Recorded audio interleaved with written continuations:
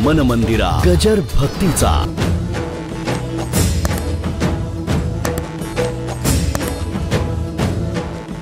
मी एक विनोदाने दृष्टांत सांगत असतो.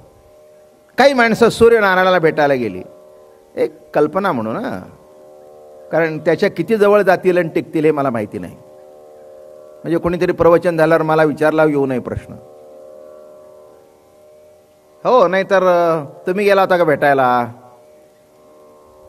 तुमच्यातून सूर्याचं अंतर किती होतं आणि एवढ्या अंतरावर जाऊन तुम्ही परत कसे आला, तुला भेटायचं होतं म्हणून.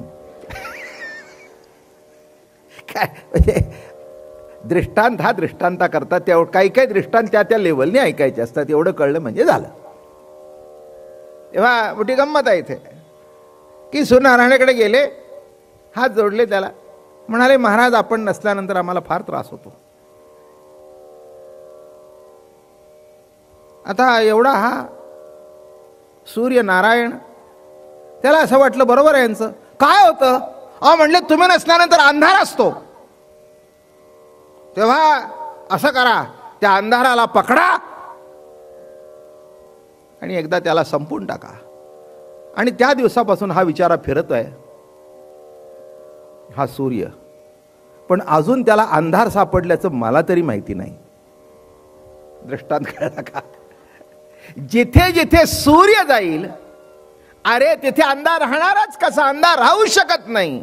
तसं जिथे ज्ञानाचा प्रकाश आहे तिथे अज्ञान, अंधकार, आवरण राहूच शकत नाही. आणि म्हणून ज्ञानेश्वर महाराजांनी एक स्वतंत्र दृष्टी अमृतानुभवात मांडली की जगत हे माया कार्य नाही, जगत हे प्रभूचा चिद विलास आहे.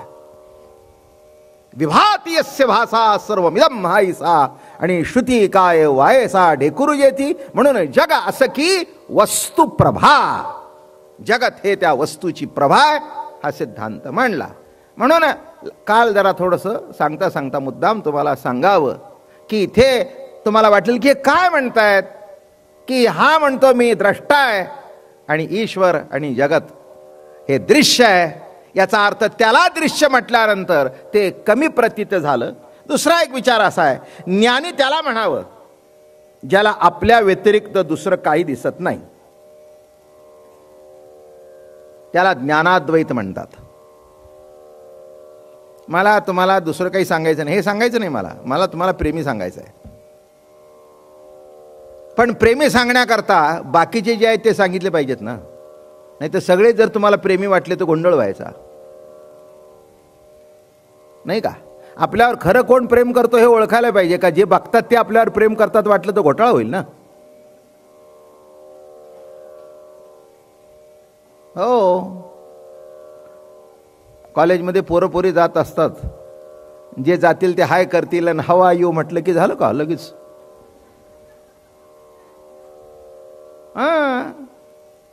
अशा हाय म्हणणारे कॉलेजमध्ये पावलं पावली भेटतात, त्याच्यावर लगेच तुम्ही हाय होऊ नका. पावलं पावली भेटतात ना. मग कोण आहे, खरंच आहे का, प्रेम आहे का, अहो ही चौकशी करायला पाहिजे ना.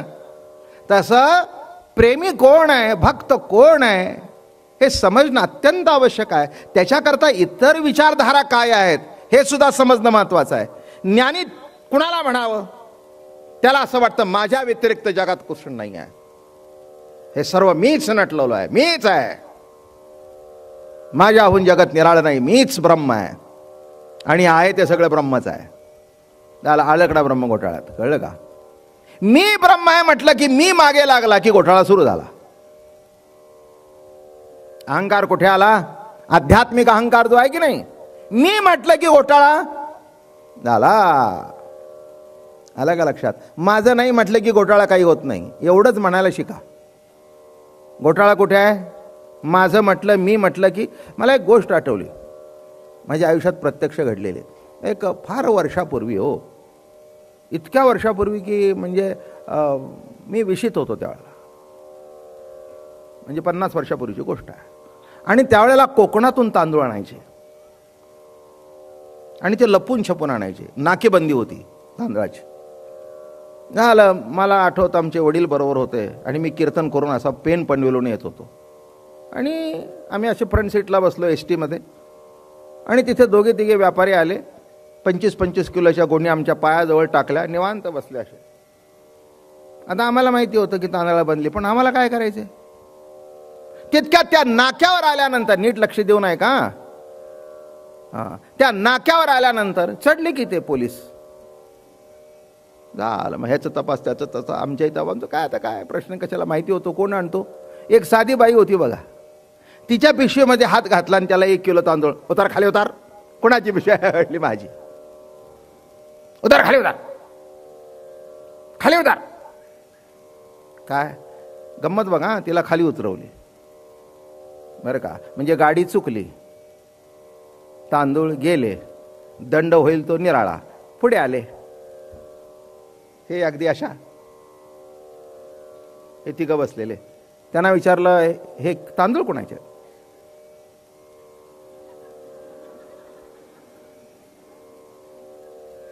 मी बघतोय याने आणून ठेवले, आपल्याला काय करायचंय. कारण नसताना मध्ये तोंड घातलं की भानगड होईल. अरे किस काय है, आप तो बैठा है. अरे हम बैठने के पहले ही आता, हमको मालूम नहीं. आणि काही नाही, ते 25-25 किलोच्या गोणी उतरून घेऊन गेले. हे निघून गेलं. मग मी त्याला म्हटलं भाई ये क्या भानगड है. अरे आपको क्या मालूम है, 1 महीने में 1 दफे होता है ऐसा. हाँ, खाली हम क्या करते हैं, हमारा होकर भी हम हमारा नहीं कहते हैं. काय कळलं. त्याचे तांदूळ असून सुद्धा माझे नाही म्हटल्यावर सुटला, आणि ही अर्धा किलो करता अडकली. तसं तुम्ही अर्ध्या किलो करता अडकताय. बायको, नवरा, भाऊ, घर माझं, माझे माझे म्हणून व्यर्थ गेला. मी म्हटलं तू बराच हुशार दिसतोस, तू काही कुठे अध्यात्माची पुस्तकं वाचतोस का. म्हणला छोड़ दो, अरे अनुभव है, रोकटो प्रैक्टिकल लाइफ है, 1 महीने में पकड़ जाते, उसमें क्या है, गया तो गया. मगर कसा सुटला, ती माझा आहे एवढ्यानी अडकली, आणि हा माझं नाही एवढ्यातच सुटला. एवढंच लक्षात घ्या. तसं एवढंच रोज शिका, काहीतरी घडतं तुमच्या हातून, देव काहीतरी करत असतो. माझं म्हणलं की अडकलं. इथे तर ब्रह्माचा अहंकारच. ज्ञाने मेच ज्ञानाभिमान दुर्वासाशी, व्यर्थ शापिले अंबरीशासी, मज होणे पडले त्या वेशासी ज्ञानाभिमानासी. तो जो ज्ञानी असतो की नाही, तो कसा चालतो माहिती आहे की नाही. एक जास्ती गोष्ट सांगत नाही, तर मी ऐकलेली आहे, पण आता सांगायचा प्रसंगी नाही, पण दृष्टांत म्हणून सांगतो. जेव्हा त्या गवळणी नदीच्या पलीकडे गेल्या, तेव्हा नदी भरली होती. भरली असताना त्यांनी कृष्णाला विचारलं पलीकडे कसं जावं. म्हणे जाऊन सांगा 16,000 भोगून 108 भोगून ब्रह्मचारी असेल ते म्हणे माय वाट दे. तिने वाट दिली.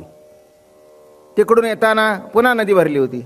आता त्यांना म्हटली काय भानगड आहे. पुन्हा ते दुर्वासाकडे गेले. म्हटले महाराज नदी भरली आहे, आम्हाला पलीकडे जाय. आला कशा. ते म्हणले कृष्णाने सांगितलं 16,108 भोगून. असं हाय.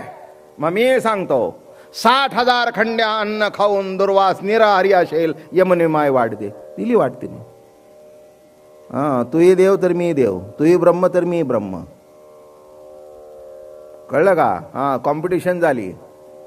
झालं हे वाट दिली. हे आले परत आल्याबरोबर राधेला एवढं वाईट वाटलं, अतिशय दुःख झालं. ती म्हणाली भवनदी चारायचं राहू दे, साधी यमुना नदी आम्हाला तरता येत नाही. इकडून जाताना तुझा टेकू आणि तिकडून येताना त्याचा टेकू, आमचा परमार्थ फुकट गेला. शेवटी राधा हताश झाली. राधेला जवळ घेतलं. राधा एक सांगतो तुला याच्यातलं गमक सांगतो. दुर्वासाच्या शब्दांनी नदी दुभंगली, माझ्या शब्दांनी नदी दुभंगली, पण तुझी ताकद एवढी आहे की निर्गुण निराकार परमात्माला दुभंगण्याची ताकद तुझ्यात आहे. आणि एक सांगतो, दुर्वास मी ब्रह्म आहे म्हणतोय, पण नदीच्या पलीकडे राहिला, अलीकडे आला नाही. आणि तू येऊन मला बिलगलीस. आता सांग, तुलाही ती ताकद देतो, पण उद्यापासून माझ्याजवळ ती येऊ शकणार नाहीस. काय पाहिजे ते बघ. तुला ते सामर्थ्य देतो, तुला ती ताकद देतो. मग ती म्हणाली कृष्णा आम्हाला एवढं कुठे कळतं, म्हणून आपण जास्ती भानगडीत पडू नये. कळलं का. इथे काय म्हणतोय ज्ञानी. म्हणतो हो मीच सर्व, याला ज्ञानाद्वैत म्हणतात. त्याला सर्व ठिकाणी आत्मसत्तेचाच विलास दिसतो. ठीक आहे, इतपत ठीक आहे, त्याच्याबद्दल काही ही अवस्था कमी आहे असं मला म्हणायची नाही. पण कृष्णलीला भोगायची असेल तर हे जमत नाही. हे बघा, विषयी माणूस असतो की नाही, जरा पुढे सरू. ज्ञानाच्या ऑपोजिट सामान्य ज्ञानी माणूस विषयी. त्या विषयी माणसाला बरं का, त्याचं विषयाशी अद्वैत असतं म्हणून त्याला विषयी अद्वैत म्हणावं. याला ज्ञानाद्वैत म्हणावं, याला विषयी अद्वैत म्हणावं. त्याचं विषयाशी अद्वैत असल्या कारणाने सर्व ठिकाणी त्याला तो विषयच दिसतो. अजून सांगतो, साधू संत जरी असले आणि ते समोर भेटले तरी त्यांना त्याच्यात काहीतरी उणं दिसेलच. हो, दिसल्याशिवाय राहणार नाही. संतांना सुद्धा म्हणेल स्वार्थी आहे, विषयी आहे, त्याची चूक नाही. काय, त्याचं विषयाशी अद्वैत असल्या कारणाने, विषयाशी तो विकारांशी एकरूप झाल्या कारणाने त्याला प्रत्येक गोष्टीमध्ये तो विकारच दिसेल. दिसला का न दिसला हे सांगायची गरज नाही. ज्ञानेश्वर महाराजापासून सर्व संतांचं चरित्र काढून बघा म्हणजे कळेल. काही सगळे त्यांचं दर्शन घेणारे नव्हते, लाता मारणारे सुद्धा होते. काय, आता माऊलींच्या दर्शनाला लांब लचक लाईनी लागते, तेव्हा काय होतं, गावाच्या बाहेर कुठे काढलं, सिद्ध बेटामध्ये. का काढलं, समोर उभे असून. नीट लक्षात ठेवा. मग एक जर विकार आपल्यातले असतील तर आपण ते आपल्यातले विकार दुसऱ्यावर घालून बघतो. आपल्यातले विषय जर असतील तर आपल्याला वाटतं तोही तसाच आहे, तोही तसाच आहे, तोही विषयीच आहे, त्याची नजर सुद्धा वाईटच आहे. हे कुणाला दिसतं, ज्याची नजर वाईट आहे त्याला तसं दिसतं, ज्याची नजर चांगली आहे त्याला सर्व चांगलंच दिसतं. म्हणून चिदविलास गमतीने सांगू का तुम्हाला, एका शब्दात सांगतो बरं का. तिथे म्हटलं जातं माया. काय सांगितलं जातं, मायावाद काय सांगतो, माया. ज्ञानेश्वर महाराजांनी काय केलं, एक काना काढून टाकला. मायाचं काय झालं, माय झाला. चिदविलास काय झालं, माया काढ, माय संपलं. बाई म्हटलं विकार आला, आई म्हटलं विकार संपला. माया म्हटलं बद्ध झाला, माय म्हटलं मुक्त झाला. नवे नवे माय म्हटल्यानंतर ती माय जवळ आणि तुला उचलून घेतलं. किती फरक पडला तो बघा. म्हणून लक्षात ठेवा, हे विषयाचा अद्वैत असल्या कारणाने सर्व कर्मामध्ये त्याला दुसरं काही दिसतच नाही. आणि प्रेमी भक्त याचं ईश्वर अद्वैत आहे. आता इथे ईश्वर माया उपाधी चैतन्य नाही, नीट लक्षात येऊन आहे का. इथे कृष्णाला त्यांनी पूर्ण ब्रह्म मानलंय, उपाधी नाही बरं का. आम्ही वारकरी सुद्धा तेच म्हणतो. पंढरपूरला गेल्यानंतर हा जो कृष्ण तिथे पांडुरंगाच्या रूपाने उभा राहिलाय, आम्ही काय म्हणतो, अजिम्या ब्रह्म पाहिले. आत्मा सकळांचा श्रीहरी तो हा उभा विटेवरी. आत्मा ब्रह्म जवळजवळचे शब्द. काय म्हटलं मी, आत्मा कसा आहे, आत्म्याची व्याख्या काय, निर्गुण निराकार म्हणजे श्रेष्ठ. सगुण साकार झालं की खालच्या लेवलला आलं. मग असा जो निर्गुण निराकार परमात्मा, त्याची व्याख्या करताना हागे पहा विटे उभा सच्चिदानंदाचा गाभा. ब्रह्म सच्चिदानंद स्वरूप आहे, हा सच्चिदानंदाचा गाभा आहे. लक्षात ठेवा, इथे व्याख्या बदलल्या. जी कृष्णाला पूर्ण ब्रह्म मानतात आणि या दृष्टिकोनातून जर बघितलं तर तो माया उपाधी चैतन्य ईश्वर. मग प्रेमी काय करतो, ईश्वराद्वैत असल्यामुळे भक्ताला प्रियतम परमात्म्याला सोडून दुसरं काही दिसतच नाही. प्रियतम परमात्म्याला सोडून त्याला दुसरं काही दिसतच नाही. जेथे देखे तेथे तुझीच पाऊले. ज्या ज्या ठिकाणी बघावं त्या ठिकाणी त्या प्रियतम भक्ताला परमात्माच दिसतो, त्याला त्याच्याशिवाय दुसरं काही दिसत नाही. आणि परमात्म्याशिवाय दुसरं काही दिसत नाही म्हणून विकार वाटण्याचं काही कारण नाही. माझं बोलणं कळलं का. ज्ञानाला सगळं ज्ञानरूप दिसतं, विषयाला सगळं विषयरूप दिसतं आणि प्रेमी भक्ताला असं वाटतं जिथे जिथे कोणी आहे. बघा, ज्ञानाला दिसतं पण त्याला असं वाटतं हे सगळं ब्रह्मरूप आहे, हा म्हणतो सगळं कृष्णरूप आहे.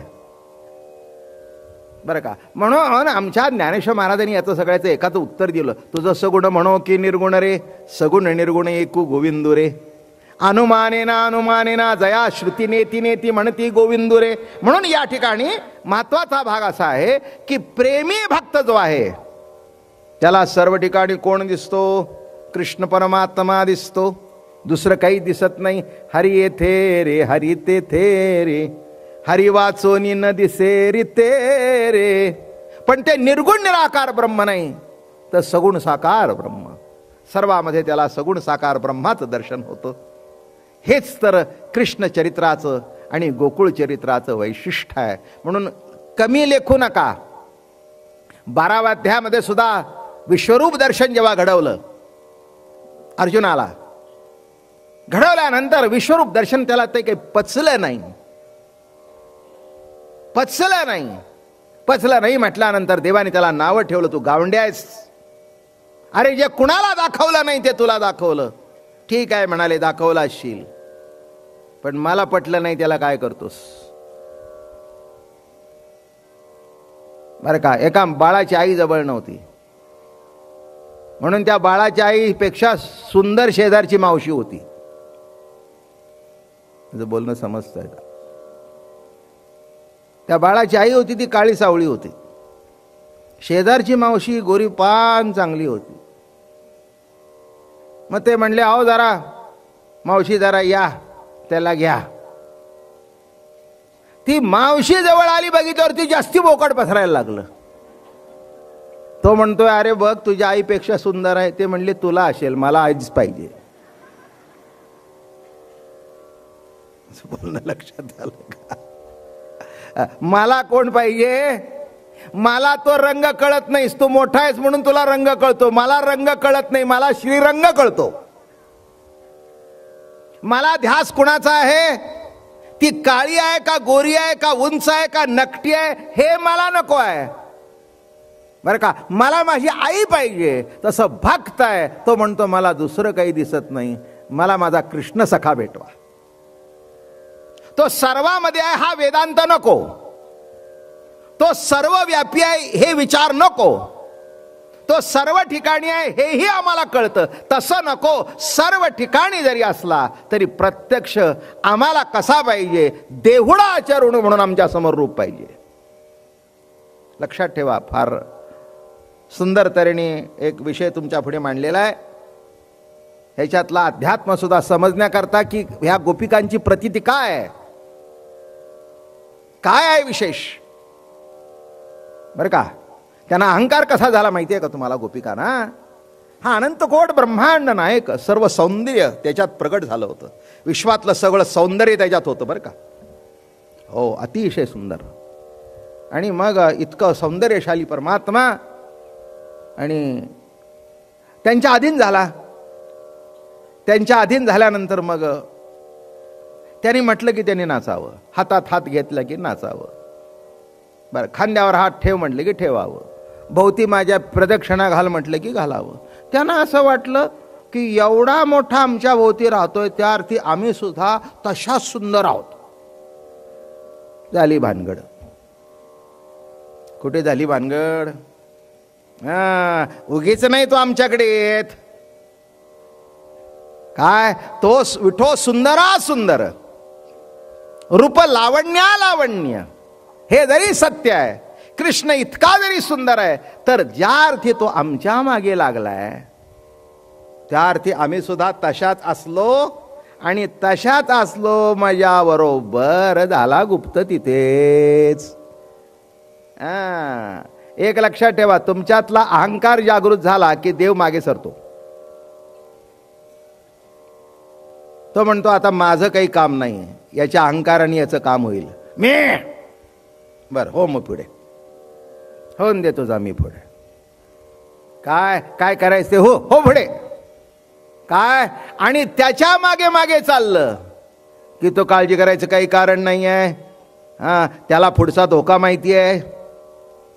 बरं का. आईच्या बरोबर मूल चाललं की तिला माहिती असतं की पुढचा खड्डा मोठा आहे, पडला तर पडेल, तिथेच उचलून घेते. आता याचा सर्वव्यापी ब्रह्म म्हटलं तर खड्ड्यात पडलं तरी ब्रह्मातच पडलं. काय म्हटलं मी? सर्वव्यापी परमात्मा आहे, मग खड्ड्यात पडला तो कुठे पडला? लक्षात घ्या मी काय म्हटलं ते. म्हणून कृष्णलीला अलग लक्षात. इथे माधुर्य रसाला प्राधान्य आहे, ऐश्वर्य रसाला इथे प्राधान्य नाही आहे. इथे माधुर्य रस आहे आणि माधुर्य रसाचा विचार करताना त्या अंगानेच विचार करावा लागतो. माधुर्य रसाचा विचार करताना एक मुख्य मुद्दा लक्षात ठेवावा लागतो. वेदांत सांगताना असं सांगावं लागतं की जीव परतंत्र आहे आणि ईश्वर स्वतंत्र आहे. आणि दिसतं जगतामध्ये आपली परतंत्रता आपल्याला माहितीच आहे ना. जीव तर परतंत्रच आहे, काय त्याला करता येतं? हा वेदांताचा विचार झाला की जीव परतंत्र, ईश्वर स्वतंत्र. आणि भक्तीच्या प्रांगणामध्ये आल्यानंतर भक्त हा स्वतंत्र आहे आणि ईश्वर हा परतंत्र आहे. म्हणून चाली नारायणा घाली दंडवत आपुल्या कल्याणा लागोनिया. काय मजा आहे, काय अभंग मजेशीर आहे नाही. तुकाराम महाराज म्हणतायत चाली नारायणा घाली दंडवत. म्हणलं काय भानगड आहे? अरे तुझं कल्याण व्हावं असेल तर आम्हाला दंडवत घाल. ते म्हणले एवढं तुमच्यात काय आहे? अरे काय आहे म्हणून काय म्हणतोस? आम्ही कीर्तन करून तुला जागृत ठेवला. आम्ही जर तुझं कीर्तन केलं नसतं तर गावात तुला कुणी तसं मानायला तयार. आम्हीच रोज कीर्तन करून सांगतो हो हा तुम्ही आठवा मधुसूदना, तुम्ही आठवा मधुसूदना, डोळे तुम्ही घ्या रे सुख. अरे आम्ही सांगतो. देव सुद्धा म्हणला बरोबर आहे. तुकाराम महाराज सुद्धा मोठे गमतीचे आहेत बरं का. ते म्हणाले कुमुदिनी काय जाणे तो परिमळ. अरे तुझं जे नाम आहे ते आमच्या जवळ आहे म्हणून सगळे हे घडतंय. त्याला त्याच्या नामाचा महिमा माहिती नाही. कुमुदिनी काय जाणे तो परिमळ, भ्रमर सकळ भोगीत असे तैसे तुझं ठावे नाही तुझे नाम, आम्हीच ते प्रेम सुख जाणू. तुझ्या नामाचा महिमा तुझं नकळे मेघश्यामा, तुका म्हणे आम्हा जन्म गोड यासाठी. देवा तुझ्या नावाचा महिमा काय तो तुला कळत नाही, तो कळण्याकरता तुला आमच्याकडेच यावं लागतं. तेव्हा त्या गोपिकांना एवढा वश झाल्यानंतर त्यांना असं वाटलं आपण सुद्धा कोणतरी अशा तशा नाही झालं. एवढं म्हटल्यावर तो गुप्त झाला. एक सांगू का, वियोगाशिवाय संयोगाचं महत्व कळत नाही. काय म्हटलं मी? वियोगाशिवाय संयोगाचं महत्व कळत नाही. तेव्हा देवाला दाखवायचं होतं की संयोग काय आहे आणि वियोग काय आहे. माणूस आपल्याहून लांब गेल्याशिवाय त्याच्या जवळिकेचं महत्व कळत नाही. कळलं का? हा एवढंच लक्षात ठेवा म्हणजे खूप झालं. म्हणून माणसं जवळ असताना त्याचा अनादर करू नये, त्याचं कौतुक करावं, त्याच्याशी दोन शब्द प्रेमाने बोलावे. नाही बोलता आलं प्रेमाने तर तोंड तरी बंद ठेवावं. मन मंदिरा गजर भक्तीचा.